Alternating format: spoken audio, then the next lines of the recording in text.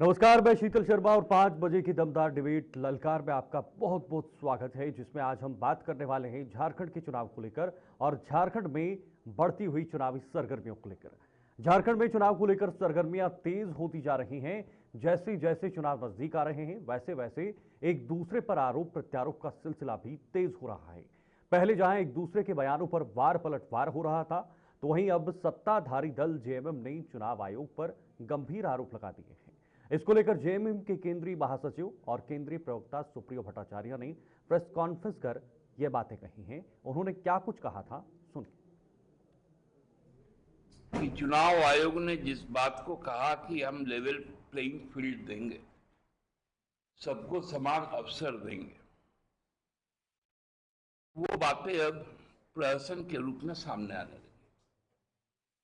इसकी आशंका हम लोगों को पहले से थी और आज वो फलीभूत भी हो गई। लेकिन सत्येंद्र नाथ तिवारी जी ने, जिनको 2019 तक विधानसभा से जो आवास मिला हुआ था, 149, 150 और 151, ये 3 कमरे उनको अलॉट थे। उन्होंने जो 2019 में जब अपना नामांकन किया, तो उसमें उन्होंने कहा कि मेरे पास नो ड्यूज सर्टिफिकेट है, और उन्होंने प्रोड्यूस किया।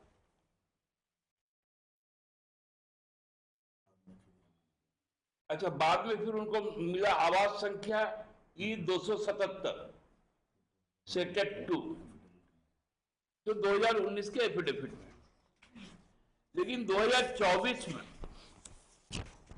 उन्होंने अपने जो फॉर्म 26 भरा, उसमें इस बात का जिक्र नहीं किया कि कानून कहता है कि आपको 10 साल का देना,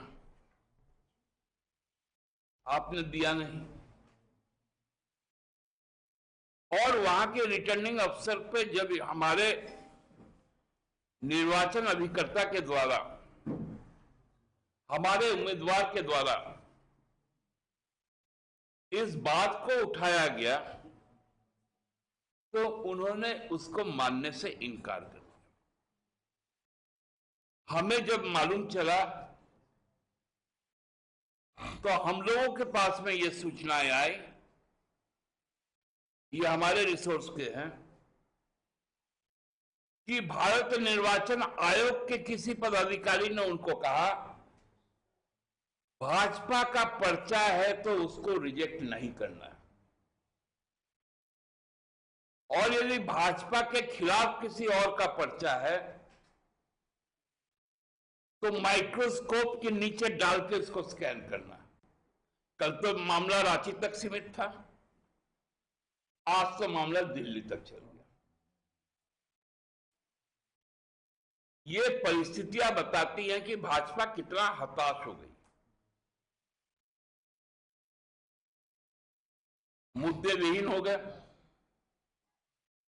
नेता विहीन हो गए।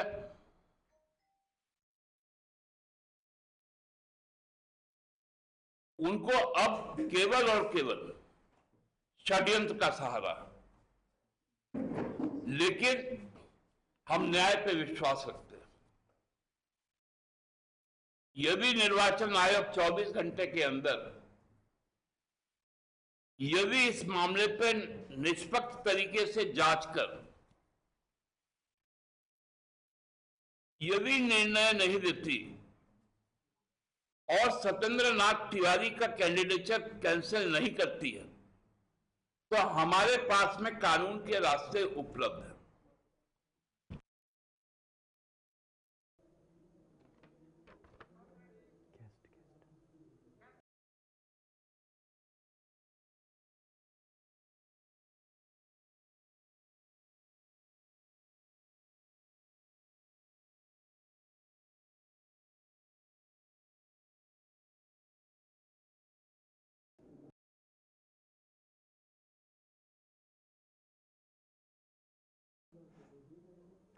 तो दिन प्रतिदिन जैसे जैसे ये चुनाव की तारीखें नजदीक आती जा रही हैं, वैसे वैसे इस वक्त झारखंड में बयानबाजी का दौर भी चल रहा है और नेताओं पर एक दूसरे को लेकर घेरने की कोशिश की जा रही है। लेकिन इसके साथ साथ अब जेएमएम ने चुनाव आयोग पर भी इस तरह से आरोप लगाए हैं जो हमने आपको दिखाए हैं। इस पर चर्चा करेंगे, हमारे साथ कुछ खास मेहमान इस विषय पर आज इस ललकार में जुड़े हुए हैं।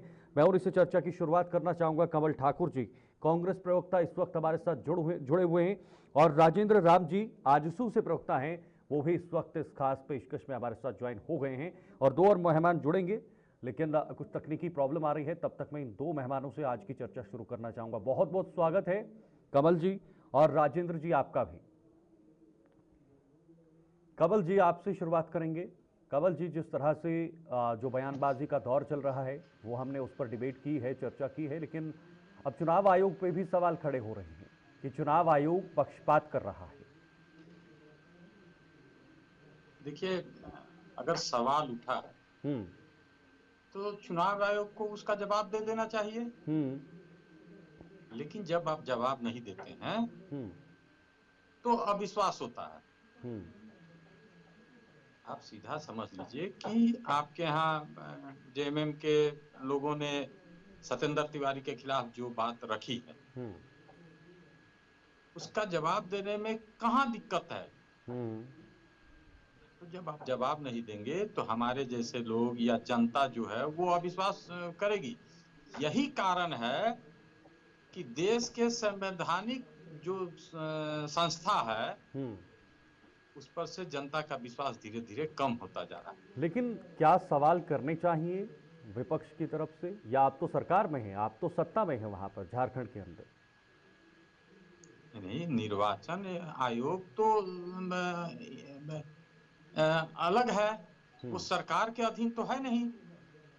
कभी ईवीएम को लेकर, कभी चुनाव आयोग के पक्षपात को लेकर दे देना चाहिए, कभी जांच एजेंसियों को लेकर पानी का पानी हो जाएगा।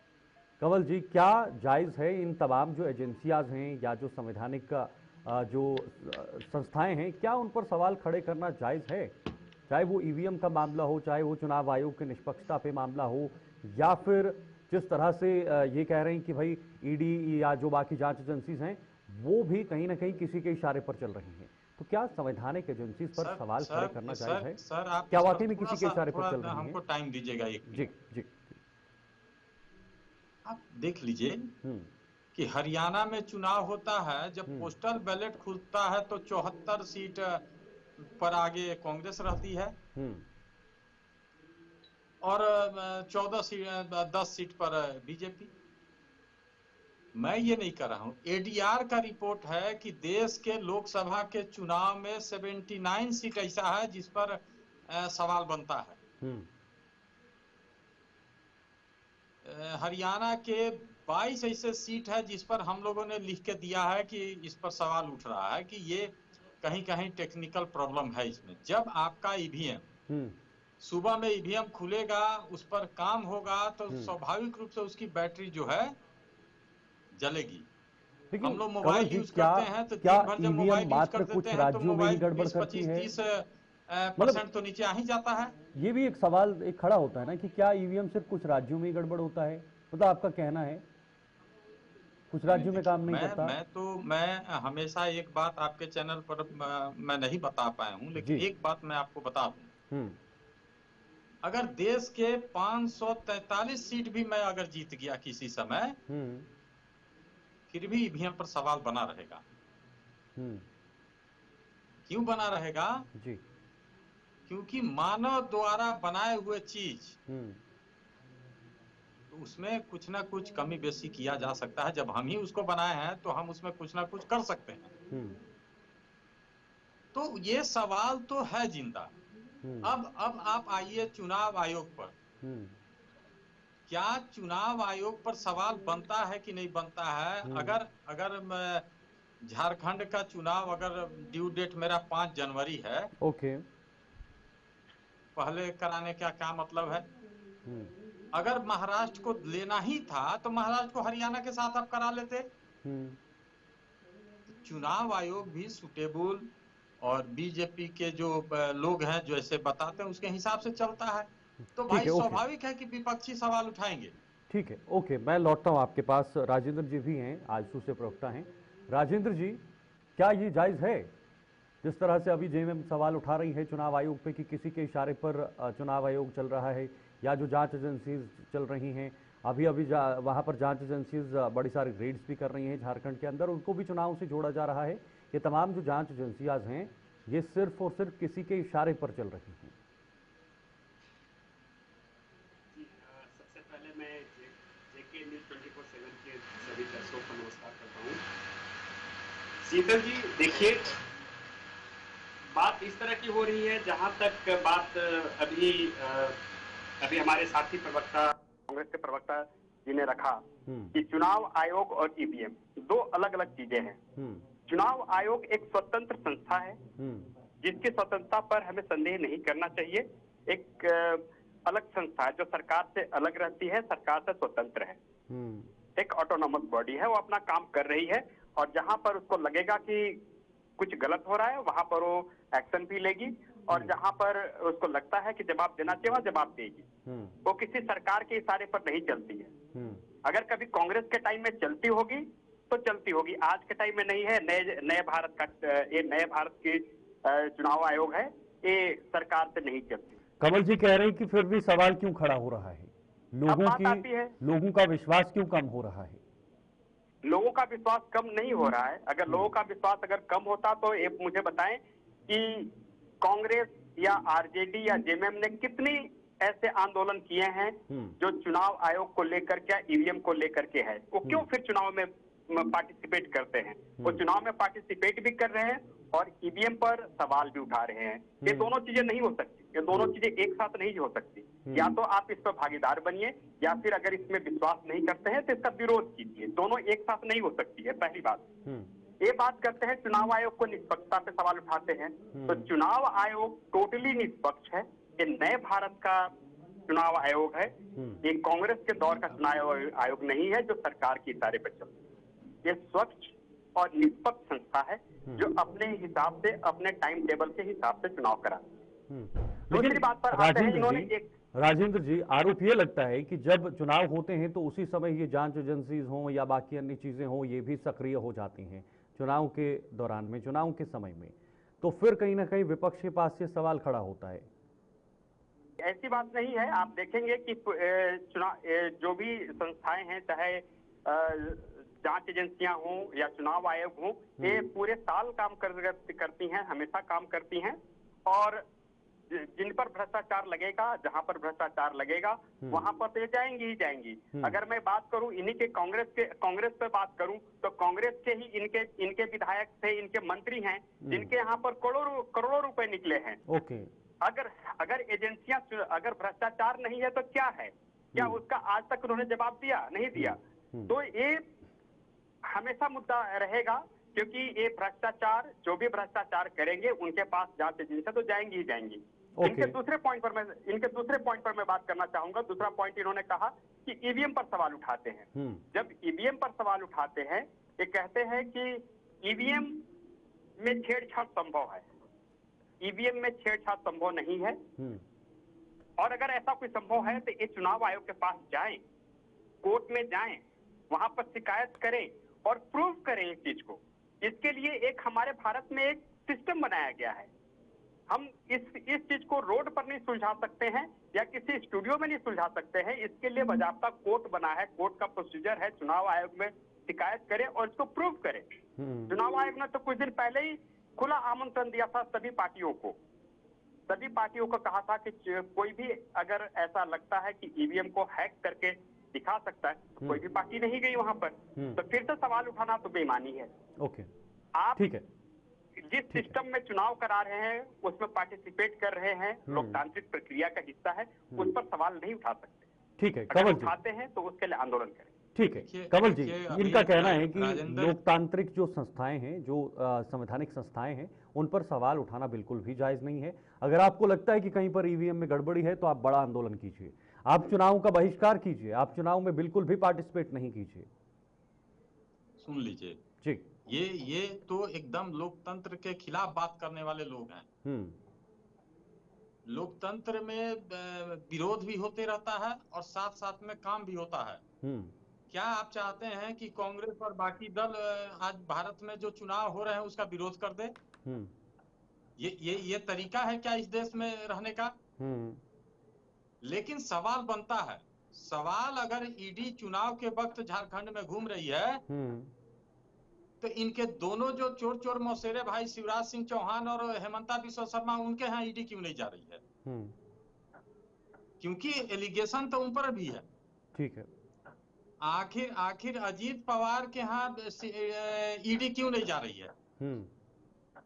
देखिए क्या है ना कि ये लोग तय करते हैं, डराते हैं और कोठरी जो है ना काजल का बना के रखे ईडी और सीबीआई को, उससे एक आदमी को पार कर देते हैं और उसका चेहरा काला हो जाता है। अपने चेहरे को ये नहीं ध्यान से देखते हैं। अगर ये बोलते हैं, ये बात बतावे कि अजीत पवार के बारे में प्रधानमंत्री ने क्या कहा था महाराष्ट्र में कि 70,000 करोड़ का ये भ्रष्टाचारी है। ओके। प्रफुल्ल पटेल इनके दल में आ गए, इनके सहयोगी हो गए। 3,000 करोड़ का उन पर उड्डयन मामले का केस था, सीबीआई ने क्लोजर रिपोर्ट दे दिया। ठीक है। ओके। जिस आदमी को पानी पीट पीट कर अशोक चौहान को ये लोग गाली देते थे कि इन्होंने सैनिक के जमीन को कब्जा कर लिया है, आज इनके साथ हैं, उन पर सवाल ही कर पाएंगे क्या? वो भ्रष्टाचारी हैं कि नहीं? हाँ और ना। दूसरी बात, झारखंड में आ जाइए, भानु प्रताप शाही पर आय से अधिक की संपत्ति की केस चल रही है कि ना? क्या उसी केस में बंधु तिर्की 6 साल के लिए निलंबित हो जाते हैं और वो भानु प्रताप शाही आज चुनाव लड़ रहे हैं। जो मधु कोड़ा को पानी पीट पीट कर ये भ्रष्टाचारी कहते थे, उनकी पत्नी इनका चुनाव लड़ रही है। ठीक है। ओके राजेंद्र जी, मैं जवाब ले लेता हूं। कमल जी, इनसे भी पूछ लीजिए कि ये लोग भ्रष्टाचारी हैं कि नहीं है। ठीक है, मैं सवाल ले लेता हूं। कमल जी, हालांकि आप तो बीजेपी से नहीं है, लेकिन अभी आप बीजेपी के पार्टनर हैं झारखंड में, तो जवाबदेही फिलहाल तब तक आपकी बनती है जब तक ना बीजेपी के प्रवक्ता हमारे साथ जुड़ेंगे। समय भी थोड़ा कम है आज और वो टेक्निकल इश्यूज की वजह से जुड़ भी नहीं पा रहे हैं, तो इसलिए राजेंद्र जी मैं जवाब भी आपसे लेना चाहूँगा कि आखिर जो बड़े नाम हैं, जिसमें 2 प्रभारियों के नाम लिए गए हैं, बीजेपी के 2 बड़े चेहरे, पूर्व मुख्यमंत्री शिवराज सिंह चौहान और मुख्यमंत्री हेमंत बिस्वा शर्मा जो असम के मुख्यमंत्री हैं, इसके अलावा महाराष्ट्र की इन्होंने एग्जाम्पल दी, अजीत पवार के एग्जाम्पल दिए, ऐसे बड़े नाम सामने आते हैं जिन पर चर्चाएं भी होती हैं। छगन भुजबल का नाम भी सामने आता है। ये तमाम बड़े नाम हैं। इनका कहना है कि अगर निष्पक्ष जांच होती भी है तो ये एक तरफा क्यों होती है, ये दोनों तरफा होनी चाहिए। अगर दूसरे दल में कोई भ्रष्टाचारी है तो वो आपके दल में आकर वॉशिंग पाउडर निरमा से क्या धुल जाता है? नहीं, मोदी वॉशिंग पाउडर निरमा से नहीं। एजेंसियां हैं वो निष्पक्ष हैं और अपना काम कर रही हैं। उनके मामले जो कोर्ट में हैं वो कोर्ट अपना काम देख रही है, एजेंसी जो है वो अपना काम देख रही है, कानून अपना काम कर रही है और सरकार अपना काम कर रही है। सरकार अलग अलग है। अभी यहाँ पर हम झारखंड के मुद्दे पर बात कर रहे हैं। झारखंड का मुद्दा है, झारखंड में भ्रष्टाचार एक बहुत बड़ा मुद्दा है और पिछले 5 साल में जो सरकार ने कुछ काम नहीं किया है वो एक बड़ा मुद्दा है, जिस पर कि अभी सरकार घिरी हुई है और अभी बदलाव का लहर है। झारखंड में बदलाव का लहर है। बीजेपी और आजसू का गठबंधन बहुत मजबूती से अगले सर आपने मेरी बात का जवाब नहीं दिया। सर राजेंद्र जी, मैं ये पूछना चाहता था कि जैसे इन्होंने बड़े नाम लिए, ये नाम जब आपकी पार्टी में आते हैं तो वो साफ क्यों हो जाते हैं? ये आरोप उन पर भी लगते हैं, आरोप लगे हैं, उस पर भी अपना एजेंसियां अपना काम कर रही हैं। किसी के किसी दल में आ जाने से और किसी दल में जाने से उनके ऊपर दाग धुलते नहीं हैं। एजेंसी अपना काम उस पर भी कर रही होती है, उन पर भी अपना शिकंजा कसते हुए होती है। चुनाव का अलग टाइम है, चुनाव अलग होते हैं, मुद्दे अलग होते हैं। अब यहाँ पर इनके यहाँ पर तो इनके मंत्री आलमगीर आलम के यहाँ पर तो ईडी ने छापा मारा, करोड़ रुपए आवाज दे दीजिए, कमल जी की आवाज दे दीजिए, कमल जी की ऑडियो दे दीजिए। लेकिन अभी हेमंता जी भ्रष्टाचारी है कि नहीं बोलिए? आपकी स्थिति जो है ना, आप तो पेंडुलम लोग हैं, क्योंकि एक सीट जीतते हैं हम के माझी जी तो मंत्री बनते हैं, आपके यहाँ चंद्र प्रकाश चौधरी जीतते हैं तो केवल सांसद रह जाते हैं। तो आपके यहाँ तो आप लोग तो भाई पिछलग्गू हैं, आपकी हैसियत नहीं है कि आप बोल सकते हैं कि चोर कौन आदमी भ्रष्टाचारी है। भानु पर देखिए केस है हमारी, कि नहीं है, बताइए। देखिए हमारा हमारा जो गठबंधन है, हमारा गठबंधन भाजपा और आजसू का आपका गठबंधन ठगबंधन एक, है, गठबंधन नहीं है। ठगबंधनों से हम लोग दूर रहते हैं, आपका ठगबंधन है। आप हमारा जितना बोल रहे हैं कि काम नहीं हुआ ये है, तो झारखंड 2014 से 2019 में क्या हुआ है, इन्हें ये तो 50-50 में झारखंड की लाइएगा। एक आप। काम बता दीजिए आप। ये तो झारखंड की जनता समझती है कि कौन ठगबंधन है और कौन गठबंधन है। झारखंड में कांग्रेस और आरजेडी का क्या इतिहास रहा है, झारखंड के निर्माण में क्या इतिहास रहा है, झारखंड की जनता बखूबी जानती है। अब बताइए, अब सुन लीजिए इनका सुन लीजिए। झारखंड के बनाने में अब गुरुजी पर ये सवाल उठा रहे हैं, गुरुजी। आरजेडी मैं तो कांग्रेस और शिबू आरजेडी सोरेन पर सवाल उठाने वाले क्या बात करेंगे। आपके गठबंधन में वही लोग हैं, आपके गठबंधन में आरजेडी में जो एक कहते थे कि झारखंड हमारी लाश पर बनेगा, अब उनके साथ अगर झारखंड की बात नहीं थी, सुन लीजिए, अगर उसकी बात पर अगर वो झारखंड की क्या विकास करेंगे। झारखंड का विकास अगर कोई कर सकता है तो आजसू और बीजेपी का गठबंधन ही इसका कर सकता है, क्योंकि यही एक जिन्होंने झारखंड निर्माण का सपना देखा और उस सपने को साकार करने की दिशा में यही गठबंधन बढ़ सकता है, यही गठबंधन इसको कर सकता है। कांग्रेस और आरजेडी तो हमेशा लूटने का काम की है, जेएमएम हमेशा लूटने का काम करती है। पिछले 5 सालों में आपने देखा कि कोई भी बड़ी वैकेंसी नहीं निकाली गई, कोई भी बड़ा बहाली नहीं किया गया। शिक्षक आज भी आंदोलन पर हैं, शिक्षकों पर लाठियां बरसाई गई, जवानों पर लाठियां बरसाई गई, पुलिस पर लाठियां बरसाई गई, छात्रों पर लाठियां बरसाई गई। ये बहुत सारे तमाम मुद्दे हैं जिस पर अभी बदलाव की लहर है और आजसू और जेएमएम इस बात को लेकर के जनता के बीच में है, चुनाव के मुद्दे को है। और अभी आने वाले चुनाव में जेएमएम, कांग्रेस और आरजेडी की करारी शिकस्त होने वाली है, करारी हार होने वाली है, ये श्योर है। क्या वाकई में इस बार सरकार में वापस लौटती तो नहीं है झारखंड में? क्या वाकई में इस बार बीजेपी आप पर भारी पड़ रही है या एनडीए गठबंधन? देखिए आपको सर मैं बता देता हूँ, ये मुंगेरी लाल के सपने देखने वाले लोग, इनको पता नहीं है कि झारखंड में कितना काम हुआ। करीब 35,000 से अधिक शिक्षकों की नियुक्ति हुई। इनके रघुवर सरकार के टाइम में 6th जेपीएससी केवल हुआ था, हमने 13 जेपीएससी तक ले एग्जाम ले लिया है। पंचायत सचिवों की नियुक्ति 2,500 से ऊपर हमने किया।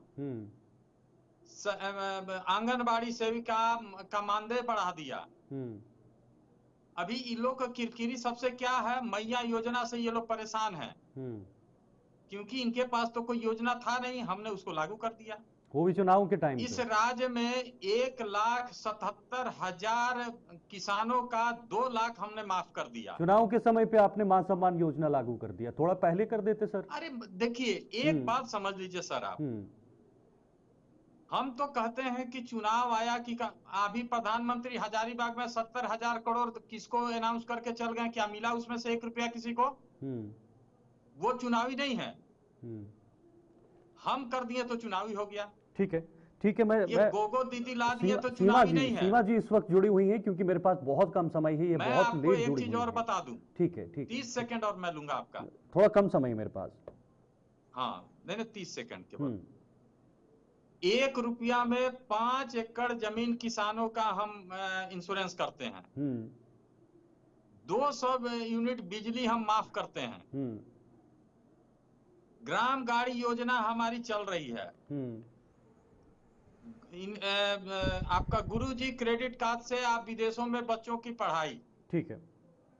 जसपाल सिंह मुंडा छात्रवृत्ति योजना में, ठीक है ओके कमल जी, ठीक है मैं, अरे कितनी योजना आप ठीक है आपकी योजनाओं का 2014 से 2019, ठीक है आपकी योजनाओं का धरातल पर कितना इस्तेमाल हुआ है उसका परिणाम भी आएगा, वो देखेंगे हम। लेकिन फिलहाल सीमा जी इस वक्त, ठीक है सीमा जी हमारे साथ जुड़ी हुई हैं, बीजेपी की हैं, थोड़ा देर से जुड़ी, बहुत माफी चाहूंगा सीमा जी, मेरे पास आखिरी 4 से 5 मिनट है और मैं चाहूंगा कि सीमित शब्द आप रखें। जेएमएम कह रही है कि बीजेपी किस तरह से अपने मुद्दे रख रही है या बीजेपी के क्या मुद्दे हैं झारखंड चुनाव में, वो हमने देखा है। मां सम्मान योजना से बहुत बड़ी दिक्कत हो रही है।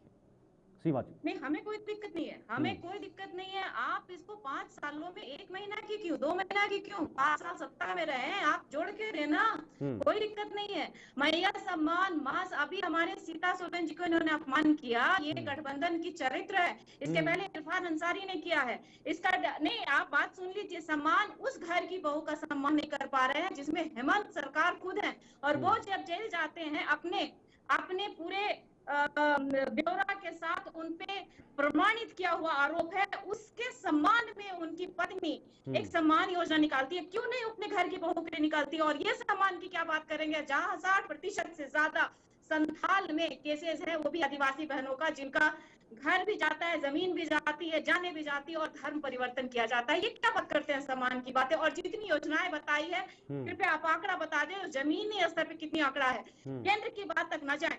आप कितना पैसा, 1,36,000 की बात करते हैं, आपने डाटा नहीं दिया सही तरीके से, वहां पे पेश नहीं किया, आपको किस बेस पे पैसा मिले। आप योजना की बात करते हैं, आप विधानसभा में कोई योजना लाए होते, उसको बात पारित हो जाती, आप सफाई दें कि किस तहत आप कौन सी योजना का पैसा आप इस्तेमाल कर रहे हैं। जो अभी चुनावी मुद्दों की बात है, आप जो चुनावी बात कर रहे हैं, आपने जो अपने मैनिफेस्टो में किया था उसकी बात करें ना। युवाओं के लिए आपने कितने आंकड़ा दिया, आपने जेपीएससी गिना दिया, कितने घोटाले थे जेपीएससी में, आपकी जितनी एग्जाम होती है उसमें घोटाले हुए हैं, हर बार घोटाला होता है, और ये नेशनल लेवल पर बहुत बड़ा न्यूज है। आप किस सम्मान की बात करते हैं, हमारे यहाँ काटी जाती हैं बहने का मानव तस्करी होता है, उस सम्मान की बात करें। हमारे यहाँ युवाओं की बात करें आपने, ठीक है।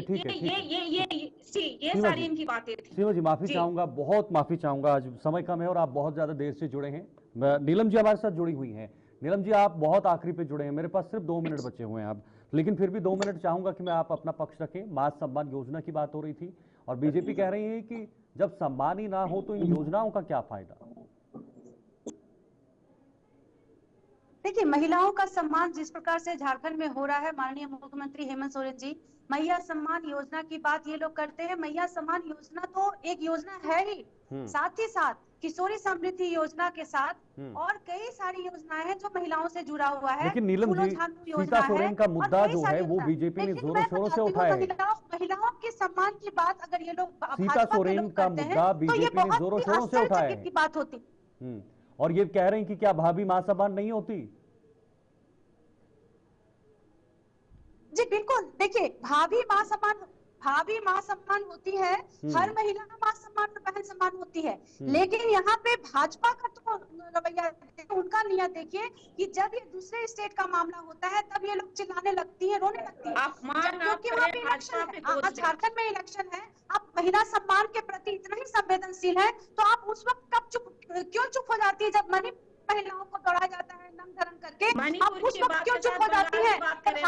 राजस्थान की बात करें, अभी हाल ही में आपको पता होगा रवन्ना के साथ चुनाव की बात करें, 2,500 महिलाओं के साथ बलात्कार किया है, जो 2,500 से 3,000 महिलाओं का यौन शोषण किया है, वैसे व्यक्ति के साथ हमारे माननीय प्रधानमंत्री जी भी मंच सेट करते हैं। आपको पता होगा किस प्रकार से पीएचयू में ज्यादा आईटी सेल के गुर्गे जाते हैं और जाकर के महिलाओं के साथ, छात्राओं के साथ जब सामूहिक बलात्कार करते हैं तब इन लोग के मुंह में दही जम जाता है। मेरा कहना सिर्फ इतना है कि महिला होती है, किसी भी वर्ग से हो, किसी भी सम्राट फैमिली से हो या फिर गरीब फैमिली से हो, किसी भी दल की हो, हर महिला का सम्मान होना चाहिए। लेकिन ये कैसे चुप हो जाती हैं जब इनके पार्टी के लोग जब हमारी नेत्री नहीं है आपके घर में, हमारे तरफ से कोई अशोभनीय बात नहीं होती है, ये स्वतंत्र है, लोकतंत्र है, जिस प्रकार से जिस प्रकार से सड़क पर मुख्यमंत्री चुप कैसे हैं सीता सोरेन पे, को बचाने में लगे हुए थे, जिस प्रकार से देखिए। और आपको जहाँ तक बयान का, इरफान अंसारी की बयान की भी बात मैं कर देती हूँ क्योंकि समय बहुत कम है, मैं इरफान जी की भी बयान की बात कर देती हूँ। मैं उसके बिल्कुल भी पक्ष में नहीं हूँ कि वो किसी भी महिला के बारे में कोई भी नेता उनके पक्ष की राजनीति अपनी जगह है, राजनीति करना है, राजनीति का हिस्सा है, आपने अपनी जिम्मेदारी अपने सर पे मेंटेन करना चाहिए। मैं किसी भी महिलाओं का इस प्रकार से अपमान और किसी भी महिलाओं के साथ इस प्रकार का व्यवहार के पक्ष में मैं नहीं हूँ, लेकिन मैं इनसे ये पूछना चाहती हूँ कि जब दूसरी क्षेत्र की या आपके स्टेट की महिला जहाँ पे भाजपा शासन कर रहा है, भाजपा का सत्ता कायम है, वहाँ पे महिलाओं को नंगे करके दौड़ाया जाता है, ठीक है, आप चुप रहती हैं। वहाँ पे वहां पर जब महिलाओं के साथ अत्याचार होता है और ओके। वैसे नेताओं को आप लोग बचाती हैं। आपको पता होगा अंकिता भंडारी को किस प्रकार से वेश्यावृत्ति में ढकेला जा रहा था उत्तराखंड में। Okay Ankita okay Bhandari, okay okay, याद है ना अंकिता ठीक है। भंडारी को, और किस प्रकार से अंकिता भंडारी को वेश्यावृत्ति में धकेलने का काम किया है भाजपा का नेता और उसको बचाने का काम किया भाजपा। तो ये लोग महिला सम्मान पे बात करते हैं और लगातार हमारे माननीय मुख्यमंत्री जी झारखंड के अंदर महिलाओं का सम्मान कर रहे हैं। आज तक कभी उन्होंने ऐसा नहीं किया कि हमारे झारखंड की बेटियां देश में नहीं विदेशों में भी परचम लहराती ठीक हैं। है, हमारे ओके, देश में ओके, भी ओके, जाकर ओके, जहाँ ओके, के ओके। अलावा किसी की सम्मान नहीं होती है उनके नजर ठीक है में। नीलम जी, नीलम जी, लौटूंगा आपके पास में, लौटूंगा आपके पास में। सीमा जी, सीमा जी, आपसे जवाब चाहूंगा। जी, ठीक है ठीक है ठीक है, नीलम जी एक मिनट रुके। सीमा जी, महिलाओं के सम्मान का क्या कोई पैमाना, अलग अलग पैमाना होता है या एक बिल्कुल सम्मान नहीं। महिलाओं का सम्मान होना चाहिए? लुइस मरांडी ये- इतनी बड़ी ये नेता, बात- बीजेपी की नेता जी। रही, उनके खिलाफ भी बयान दिया गया था।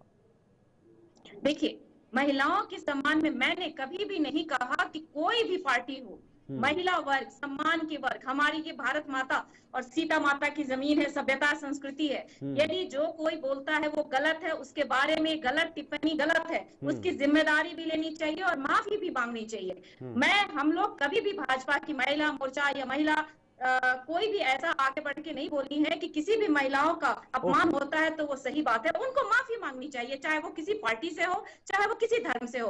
भारतीय जनता पार्टी न धर्म, न जात, न पात, न समाज देखे, न योजनाएं बनाती है, न बात की विवाद करती है। जब बात होती है तो ये बात कहती है, तो ये गलत बात है कि ठीक है हम लोग कंवल कभी जी, भी मेरे पास आखिरी किसी को- 20 सेकंड है, 10 सेकंड जी। आपको दूंगा, 10 सेकंड राजेंद्र जी को दूंगा, आखिरी 10 सेकंड। कंवल जी अपनी बात रखिएगा। कंवल जी सुन पा रहे हैं आप? राजेंद्र जी आप तक आवाज पहुंच पा रही है? जी हाँ। आखिरी 10 सेकंड सर। सबसे पहले तो बात यहाँ पर कही जाती है कि मैया सम्मान योजना की अगर बात करते हैं, जयमैम बात करती है तो ये टोटली धरातल पर इसका कोई भी असर नहीं है, कुछ भी नहीं है। बात आती है दूसरी बात, ये सम्मान सर, आप नारी देख सम्मान रहे की बात होंगे, करते हैं। सॉरी फॉर इंटरप्शन, मैं आपको बता देती हूँ कि किस प्रकार से कल्पना सोरेन जी के साथ आज महिलाओं का जो हुजूम है, जो भीड़ है और जो उनके चेहरे पे मुस्कान है, वो हम लोग को दिख रहा होगा। ओके, माफ कीजिए, मेरे पास समय थोड़ा कम है। कमल जी मैं आपको आखिरी 10 सेकंड दे रहा हूँ। कमल जी आपको 10 सेकंड दे रहा हूँ, आखिरी 10 सेकंड। सर सीमा जी बोल रही थी कि मेरे पार्टी में जात धर्म नहीं है, तो क्या 67 विधानसभा चुनाव लड़ने में एक मुस्लिम उम्मीदवार नहीं दे सकती थी? तो इनके यहाँ धर्म ही है। ये मुस्लिम हिंदू आपके दिमाग में है। ये धर्म ही की बात करेंगी और इनके पास कोई मुद्दा नहीं है। तो जमीनी स्तर के मुद्दा जो कार्यकर्ताओं को है टिकट मिलती झारखंड है और में जनता कि हमने लाती है। क्या किया, ये शिक्षा आपका है, चरित्र रोजगार है, ये इनका कांग्रेस का धर्म मुद्दा चरित्र है। है, सांप्रदायिक ठीक है, मेरे पास फैलाना। समय नहीं है, माफी चाहूंगा, जी। माफी चाहूंगा। जी। नीलम जी आपका भी शुक्रिया, सीमा जी शुक्रिया। कल फिर आपको हम डिबेट पे लेंगे क्योंकि आप दोनों आज बहुत देर से जुड़े, इसलिए बहुत खेद है मुझे, लेकिन कल फिर मुझे उम्मीद है कि आप समय निकालेंगे अपना 5 बजे। और राजेंद्र जी आपका भी बहुत बहुत शुक्रिया, कमल जी आपका भी बहुत बहुत शुक्रिया हमारे इस खास चर्चा में आज जुड़ने के लिए। और ललकार में जिस तरह से हम झारखंड को लेकर लगातार बात कर रहे हैं, झारखंड में चुनाव को लेकर लगातार बात कर रहे हैं, तो झारखंड में बयानबाजी तो चल रही है, चुनाव आयोग पर सवाल खड़े हो रहे हैं, लेकिन असल और जमीन के मुद्दे कौन उठाएगा, उनको कौन भुनाएगा, ये सबसे बड़ा सवाल। ललकार में ले आज के लिए इतना ही, कल फिर हाजिर होंगे, तब तक के लिए दीजिए इजाजत, नमस्कार।